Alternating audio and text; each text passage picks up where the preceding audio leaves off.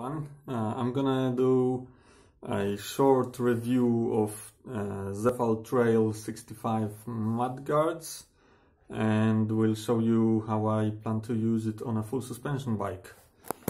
So it's gonna be one shot because I can't edit. So yeah, on a fairly basic phone that doesn't wanna focus. So yeah, Zefal Trail 65. You get like a slide on cardboard, which is very nice. The less packaging the better. So the manufacturer claims all tire sizes, 65 millimeters width for 2.4 inch tires, and compatible with V-brakes as well. You get two bags. One bag contains 3 zip ties, so you get one extra because you need only 2. You get 2 like rubber sleeves for the zip ties and some hardware, 2 long bolts, 1 shorter bolt, 2 nuts and 2 washers.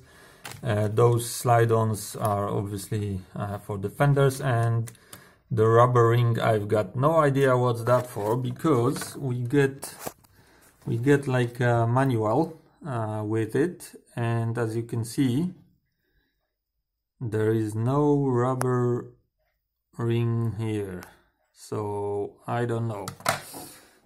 Some people were claiming that they can rattle in the back because it's like a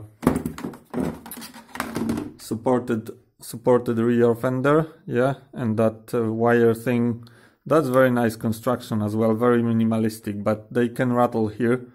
So you can, if they will, you can just wedge something between the wire and the fender, and this should solve it. I don't think it's much of a problem. Very nice and slippery inside. This should not grab mud at all. So before I take off the wire, I want to show you how. Don't worry about the mess. I'll show you how they sit on a bike normally, as the manufacturer plans for. So yeah, that's how they would sit, and you can extend those so they can fit on a full suspension, as you can see. This bit here you can mount with even zip ties. I can assure you that zip ties against chainstays are very durable, and I picked this set because the back here just goes away a bit, so I'm planning to use it as is for now, for the winter, the leftover of the winter. Maybe I will extend it here just to reach the chainstay, because I don't want any splatter going on my legs and on the cranks. But when you remove the wire, okay, I obviously took one of the mounts off for the presentation. It's quite nice construction if you want something clever. It doesn't go in at the moment, but if you trim it, you might actually get like a fender for permanent use. Obviously that's not how it's gonna sit in the future, but the biggest issue I've got with them is that the manufacturer claims 65 millimeters width, but they are about 64 in the front, here 62, and 64 in the back as well. So 64, 62 and 64, and the same goes with the rear fender. So they are a bit narrower. Is Zefal an evil company? I don't know.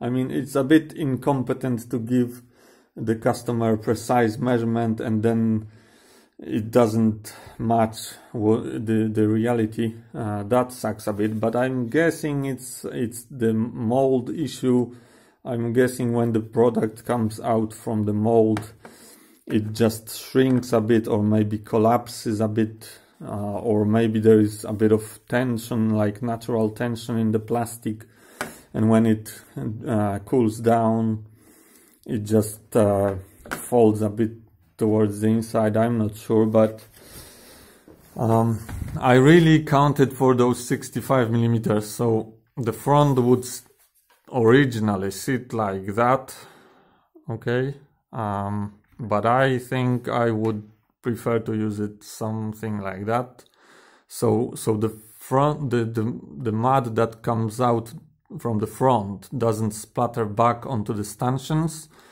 and which normally very often happens with those minimalistic front fenders that are pretty much useless.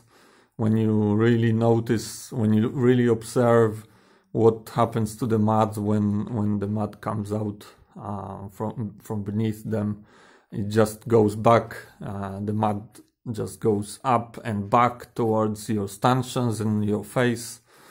So yeah, I would like to just trim this one in the future and have it like a really snug fit following the tire, but they are a bit too narrow. I was really hoping for something wider, but well, tiny bit wider really, but it would matter a bit. So yeah, that's all I wanted to say really. I hope this was useful. That's what I also show you like a thing that I tried before. I tried something like this. I made this fender, like custom made it. It was like a straight line fender for the back in theory, but I found those straight line fenders to be utterly useless, because when you've got straight line fender at full suspension travel, the straight line fender will go up like that, and it will touch and destroy your paint. And also on the bottom here, again, straight line fender would touch your seat tube here as well, so it would destroy your paint here as well. So basically what I've done was extended with like a plastic bottle and add tape to protect the paint on the bottom, and this way I avoid my suspension trapping rocks and crashing them in there. So yeah, so that's why I want a fender on a full suspension bike permanently on the bike. Okay, hope this is useful. Not many Zefal reviews out there, so I hope you're gonna get something out of it. Thanks.